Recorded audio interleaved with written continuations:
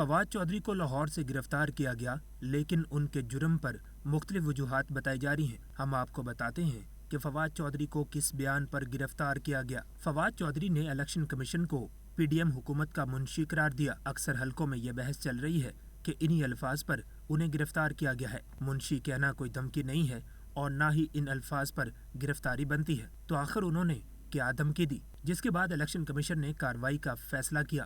گزشتہ روز لاہور میں پنجاب کے نگران وزیر اعلیٰ کی تعیناتی کے خلاف ایک ریلی نکالی گئی۔ ریلی سے خطاب کرتے ہوئے فواد چودھری نے کہا کہ الیکشن کمیشن حکام اور موجودہ رجیم چینج کو کبھی معاف نہیں کریں گے۔ 25 مئی کے واقعات میں ملوث افراد کو پنجاب میں تعینات کیا گیا تو ذمہ داران کا گھروں تک پیچھا کریں گے۔ الیکشن کمیشن سٹاف کی جانب سے بتایا گیا کہ فواد چودھری کی اس دھمکی پر الیکشن کمیشن کے ممبران، سٹاف اور ان کے اہل خانہ شدید اضطراب کی کیفیت میں ہیں، جس کے بعد سیکریٹری الیکشن کمیشن کی جانب سے ان کے خلاف مقدمہ دائر کیا گیا اور آج انہیں لاہور سے گرفتار کر لیا گیا۔